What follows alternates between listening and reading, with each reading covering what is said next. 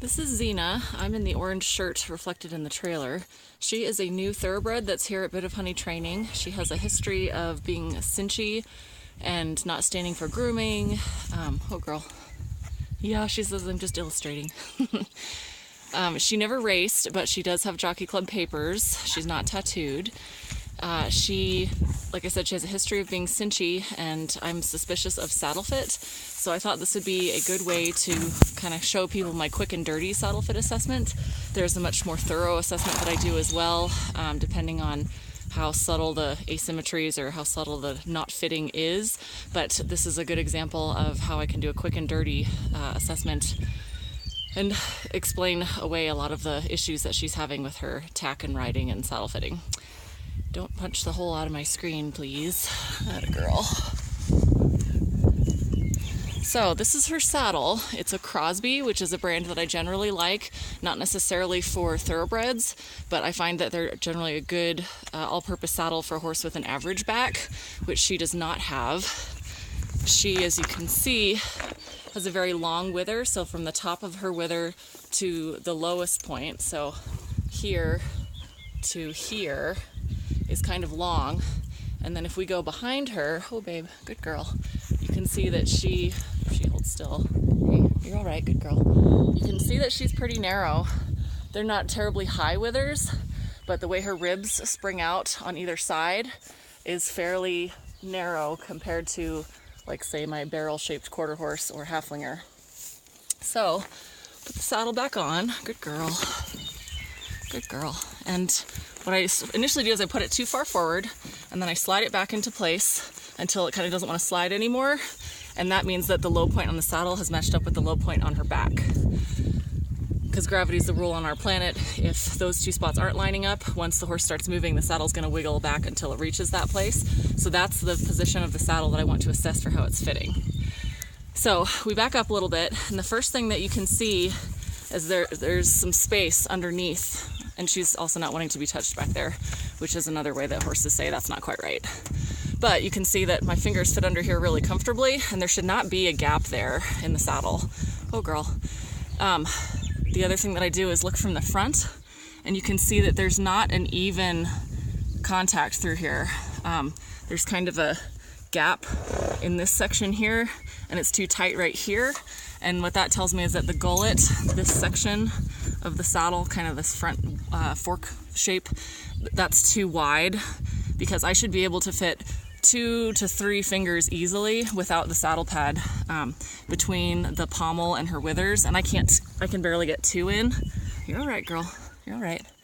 And if I were to, when I stick my finger way down there, I can hardly get 1. So that's some of our initial things. Another part of the assessment that I do is looking at how balanced the saddle is. Oh girl. And you can see that the back is much higher than the front. You want the cantle, this part, to be a little bit higher than the pommel, but this is much higher than it should be. So that's another indicator that it's too wide, which is causing it to sit too low here, and the back pops up. So then what I do, that's all right, you're being good. Then what I do is I push on the front of the saddle, and the whole thing should stay still if it fits. It's all right, it's all right. So she's telling me the saddle may be staying still, but I'm not, because that's not comfortable. So that's why she's wiggling around, because when I press on that, it pushes into either side of her withers and pinches her there. The next thing I do is push on the low spot, and the saddle should stay still, which it doesn't really. It shims a little bit, you can see, kind of wiggling side to side, and that's not going to make a horse happy while they're riding either. You're okay, good girl. And then the last thing I do is push on the cantle, and if it fits, it would stay still. But you can see when I push on that cantle, the whole thing pops.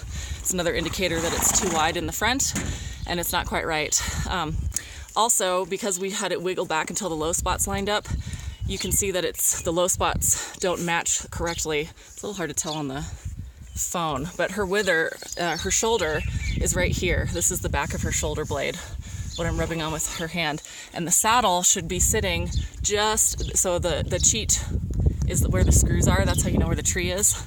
And that should be just behind her shoulder, and which is here. So that's, a good 4 inches too far backwards. The saddle should be sitting here, but it doesn't, because the low point on the saddle to line up with her back ends up being there. So we've got a whole bunch of things wrong with this fit. The low points don't line up. The front of it is too narrow. The shape isn't quite right. This is a little hard to do while holding the, oh babe. And she's telling me with all of her horsey powers that she doesn't like this saddle. The wiggling around, the cranking her tail when I push on it, all those are big signs for a horse saying this is not right. So the other thing that I would do as part of my quick and dirty assessment is run my hand down the front of the saddle, and there should be really even pressure the whole way. And what I find is that it's super tight right here, and then there's like no pressure here.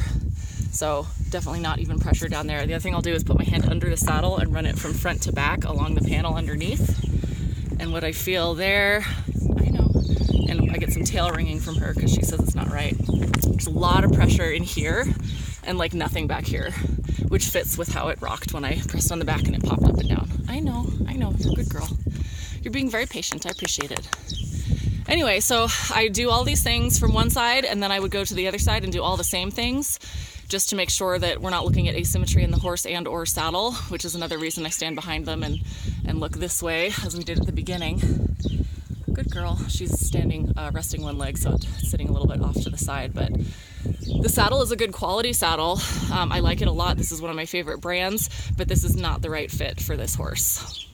Feel free to ask any questions in the comments, and I hope this was helpful to you.